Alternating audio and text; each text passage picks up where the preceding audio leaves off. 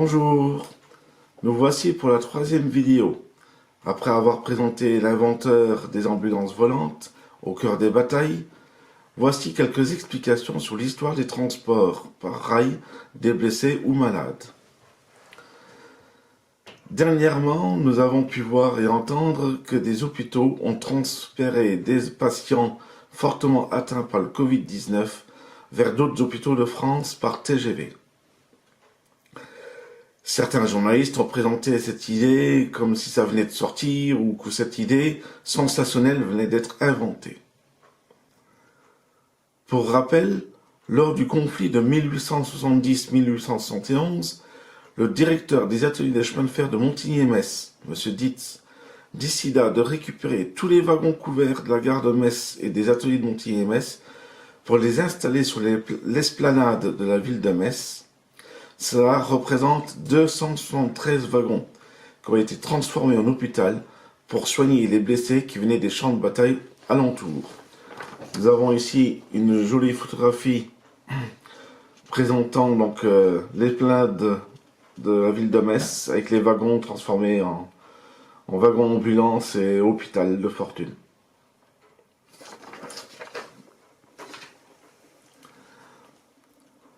En 1867, la Société française de secours aux blessés militaires présenta à Paris un train sanitaire composé de 3 wagons ambulance et une voiture pour les médecins, avec cabinet de travail et pharmacie. Ce n'est qu'en 1889 que le gouvernement français décide de passer commande de 23 voitures, dont 16 pour les blessés couchés, afin de constituer 5 trains sanitaires. Durant la Première Guerre mondiale, ces 5 trains ont été vite insuffisants, qu'on a eu recours à l'adaptation de matériel voyageur aux marchandises pour le transport des blessés. Comme nous pouvons voir les photographies dans ce livre, on voit ici le chargement des blessés. Et là, nous avons la chance d'avoir une vue intérieure de ce wagon.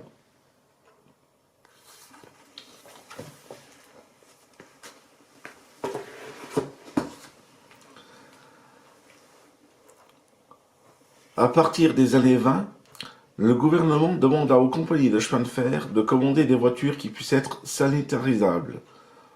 C'est-à-dire, ce sont les voitures voyageurs traditionnelles, avec lesquels les compartiments, les cloisons intérieures peuvent être démontés rapidement et être transformés pour transporter des malades couchés. C'est ainsi que le PO et le PLM, alors pour rappel, le PO c'est la compagnie des chemins de fer du Paris à Orléans, et le PLM, compagnie des chemins de fer du Paris en Méditerranée, commandèrent aux constructeurs Diehl et Bacalan des voitures de 3e classe, sauf le PO, où c'était des voitures mixtes de 2e, 3e classe. Aptes à la vitesse de 140 km/h, munies de bougies Y2, de chauffage à vapeur et électrique, l'éclairage est électrique incandescent, c'est-à-dire par les ampoules. Pour le PO, ce sont 10 voitures qui ont été mises en service en 1927, et pour le PLM, 185 voitures de 1929 à 1931.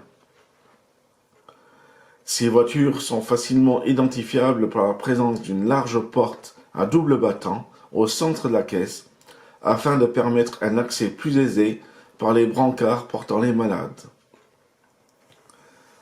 Nous vous présentons ici ces voitures, vues à la Cité du Train à Mulhouse, sous la forme donc de voitures ambulance.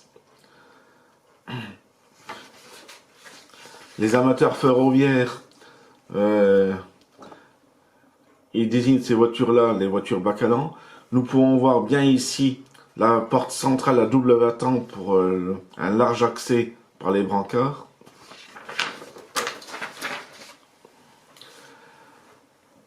Les dernières voitures de ce type ont été radiées en 1985. Ensuite, il y a eu des voitures ambulances de type SO, mais sans la climatisation. 17 ont été mises en service en 1976 selon le programme VU75. et 10 en 1982 et 1983, selon le programme VU80. Cela représente en totalité 27 voitures. Elles sont aptes à la vitesse de 160 km/h avec des bougies YREC32, du même type que les voitures Corail. L'éclairage est fluorescent et incandescent, tube et ampoule. Le chauffage est électrique soufflant à température modulée et une ventilation simple pour l'été, car certains malades ne pourront supporter la climatisation. Nous vous présentons ici ces voitures, des voitures ambulances, vues donc à Lourdes. Là, un détail donc sur les places couchées. C'est la place couchée du haut.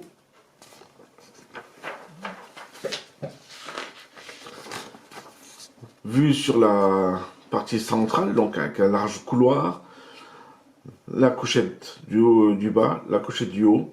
Au centre du couloir en haut, des petits porte-bagages pour les malades. Et comme pour les voitures Bacalan, au centre de la caisse, nous avons une large porte coulissante pour l'accès au brancard chargé des malades. Elles ont été essentiellement utilisées pour le transport des malades pèlerins à destination de Lourdes, et puis pour revenir de Lourdes. Comme nous pouvons voir une photographie dans le livre où un malade est chargé sur les brancards, donc dans la voiture. Ces dernières voitures ont cessé de circuler et ont été radiées en 2014, après le dernier train de pèlerin de Lourdes. Bien que le TGV existe depuis bientôt 40 ans pour l'ensemble de la population, avec la suppression des voitures ambulances, il a également pris le relais des trains de pèlerinage pour Lourdes. Les malades qui ne peuvent voyager assis sont transportés sur des brancards. Le principe est de poser et fixer le brancard sur 2 dossiers de siège en vis-à-vis. L'accès se faisant par la porte d'accès aux personnes à mobilité réduite. Cette dernière étant plus large que les autres, les brancardiers accèdent plus facilement à l'intérieur des voitures. Voici 2 photographies trouvées sur le site de sncf.com où on voit le système pour poser les brancards et de fixation. Le photographe, il s'agit de Monsieur Grossoir du ministère de l'Intérieur. Nous pouvons donc dire que le transport des malades couchés remonte à 1866, avec les premiers trains de pèlerins vers Lourdes. Et avec des aménagements de fortune, les brancards étaient fixés, ou plutôt posés, en long dans les compartiments des voitures de 3e classe. Je vous le disais que l'idée ne datait pas d'hier. Avec le transport des malades du Covid-19, nous pouvons saluer toutefois tous les cheminots qui ont mis tout en œuvre pour assurer ces transports, c'est réalisé dans de parfaites conditions. En espérant avoir apporté un peu plus de lumière sur le sujet, je vous dis à très bientôt au musée Lorrain des Cheminots à Rethel. Je remercie mon ami Didier Fourré pour l'utilisation de ces photos, ainsi que sur la sncf.com.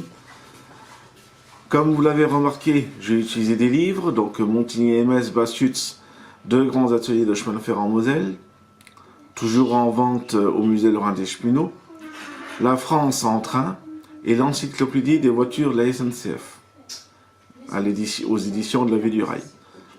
N'hésitez pas à partager, à commenter, et faites-nous savoir si l'idée de ces petites vidéos est à poursuivre ou pas. Pour de plus amples renseignements, vous pouvez consulter la page Facebook ou le site internet du musée Lorrain des Cheminots. A très bientôt pour la prochaine vidéo. Il s'agira de l'histoire de la fixation du rail à la traverse et avec la présentation des attaches-cas. Merci, au revoir.